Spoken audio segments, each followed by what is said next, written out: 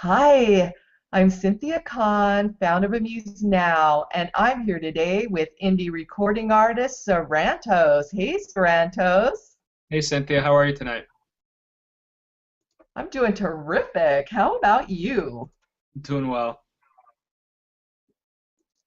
Welcome back. When you were here on Amused Now last year, we talked about your strategy to release a song and a video a month for 2014, and I see in 2015 you're doing it again. Why do you think these monthly releases are so successful? I think the fans like having someone interact with them all the time, as opposed to having a CD out every 3 years. You don't really hear about the artist, nothing other than, buy my CD, buy my tickets.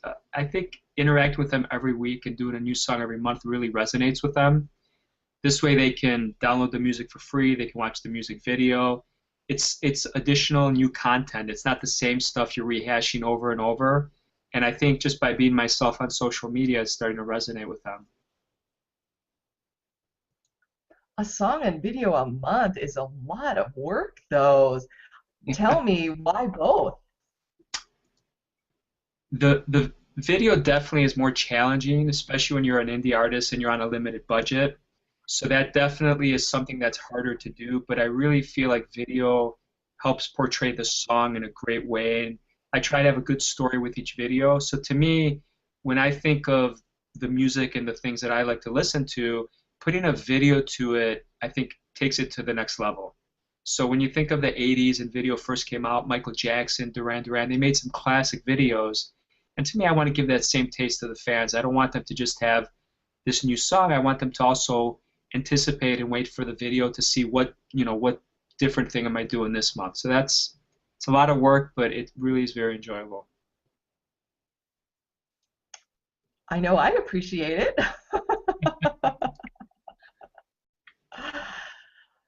Sarantos, you released your first single this year, We Accept the Love We Think We Deserve, to rave reviews. Congratulations, by the way.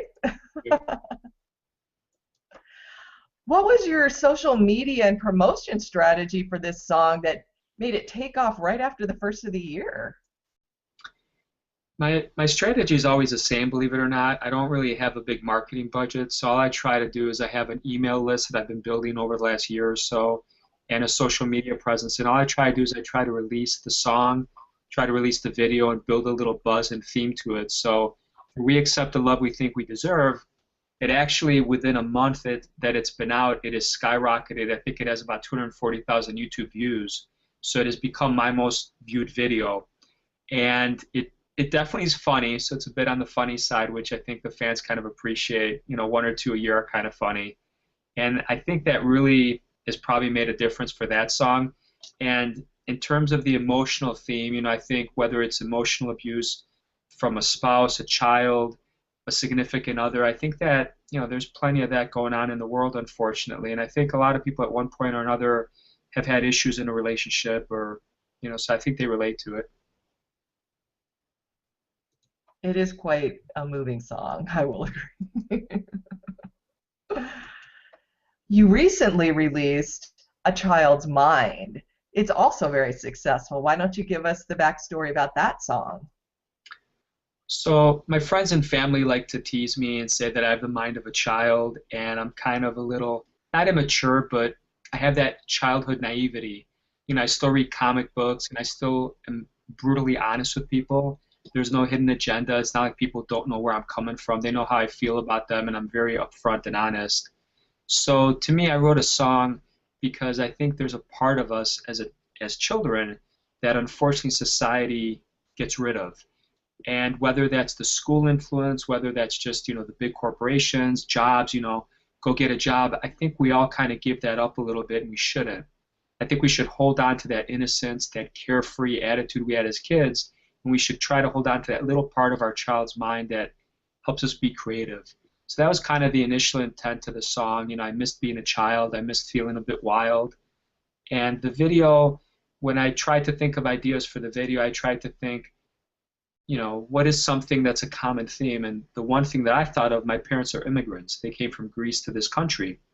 And I looked at it as the 50s, the 70s. A lot of people came over from Europe, even nowadays from Asia, from Mexico. So I made a music video that had that theme about the immigrant mom with her son, and they struggled, but eventually he came to America, the land of opportunity, which I think it still is, and he made it.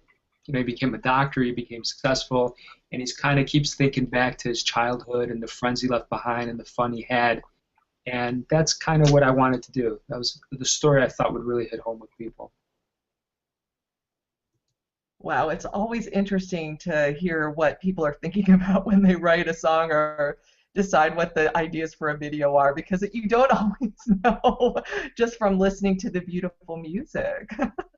Yeah, and there's always, we always try to leave it a little open-ended where you can interpret it two, three ways, but at the end of the day, there is, one true meaning to it, and again, it's always open to interpretation. I just want to remind fans who may not know your website very well that you do list all of the songs that are coming up for release on your website. So I know, and I'm anticipating the song, What If I Never See You Again? Can you give us a little sneak peek about what that song is about? Absolutely. So for those fans that have followed me for the last year or so, they know that the initial inspiration to me starting my musical career was my father passed away a couple years ago.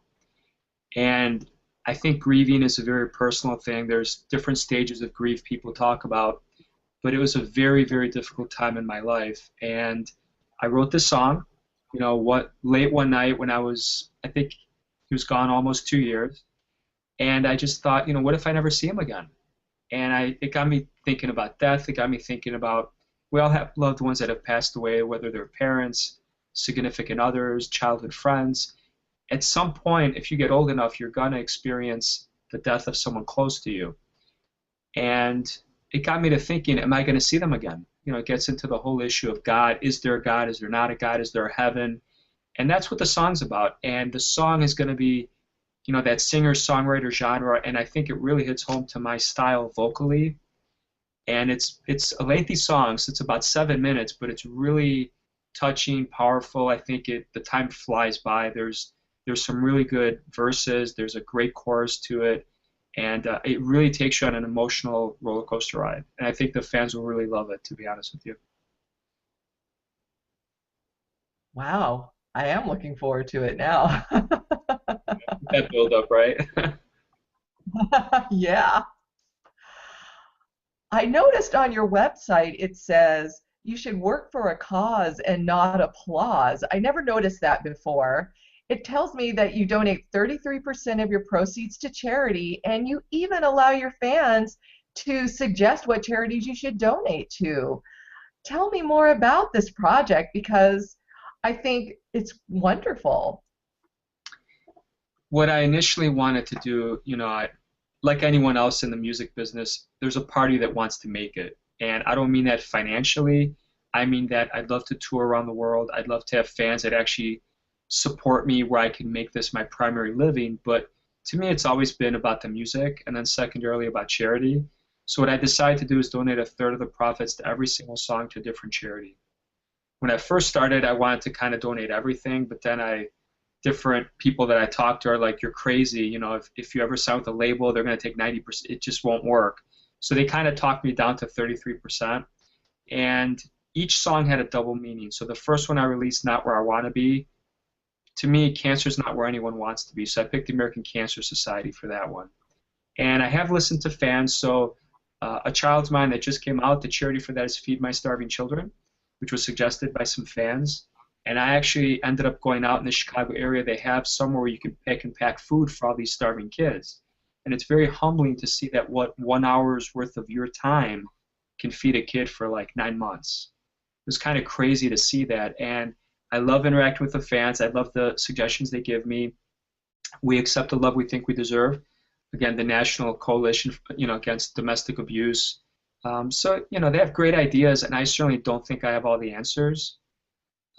If you look at the quote for A Child's Mind, I put a little quote in front of every video, and I racked my brain trying to think of a famous quote, and it was suggested to me. There was a cool quote if you saw the video from Star Wars. So I put a Uh-huh. Yoda quote in there. I've never put a fictional character quote.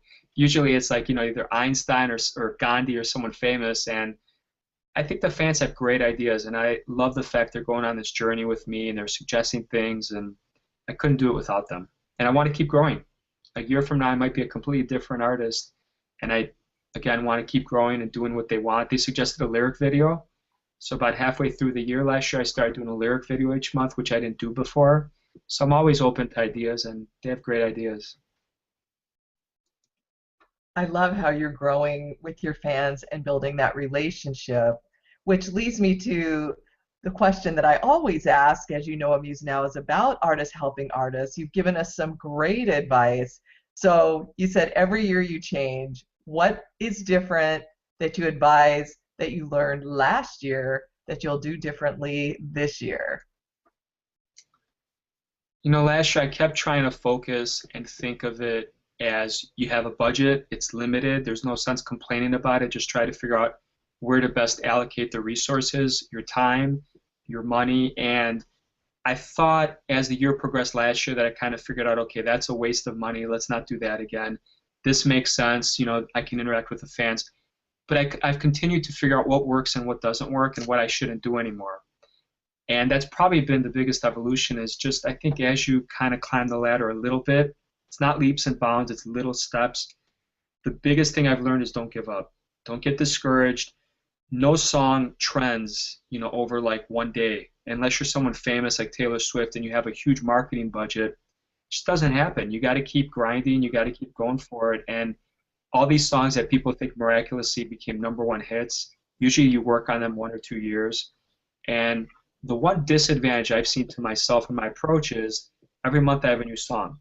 So I can't keep pushing the same songs that I released last year. It's almost like, okay, get to the next song, get to the next video. And I think that probably hurts me to an extent because if I put all my time and energy into promoting A Child's Mind for the next year, year and a half, I truly feel like it would be a lot more successful than kind of the way I'm doing it.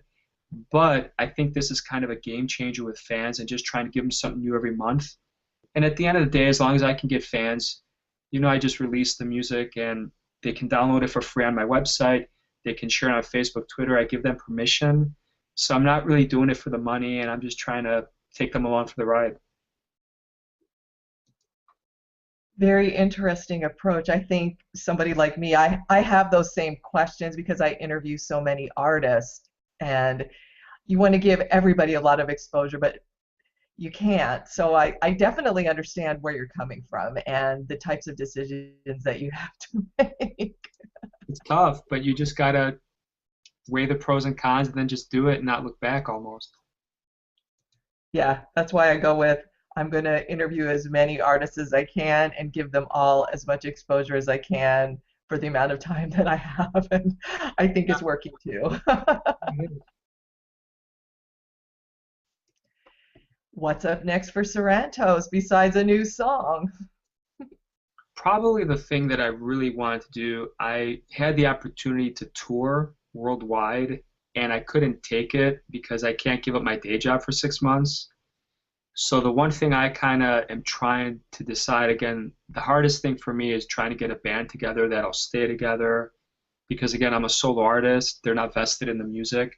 So the biggest thing I want to do is, of course, I have no problem paying them to rehearse and to do gigs, but if you're trying to do free gigs for charity causes and well, if it's going to cost you $1,000 or $2,000 just to pay for the band and all the, you have to make a bare minimum to even be able to do it. So that's the biggest challenge for me is trying to get enough traction where at least I can start doing more gigs. I did the Toronto Music Festival last year, and I have some stuff I've had to say no to, and I'm dying to perform more. I'm dying to do more gigs, get out there, get on stage because every week I practice. Every week I have a little setup in my house, and I go through my whole set list, and I would love to perform, and that's probably the thing I want the most. But I have to be patient, and hopefully it'll come and happen soon. Well, Sarantos, I had a fabulous time getting to know you today, and I can't wait to hear what's happened next. And I hope that you figure it out so that you can share it with everyone. I will certainly try, and I want to thank you for your time and thank all your fans for tuning in, and I hope they enjoyed it. Good night. All right, good night, Cynthia. Hi, I'm Cynthia Kahn, founder of Amused Now. This featured artist presentation has been brought to you by Amused Now Entertainment, a website that enables artists to profit from their creativity. To learn more about Amused Now, visit us at www.amusednow.com or email me at ckahn@amusednow.com.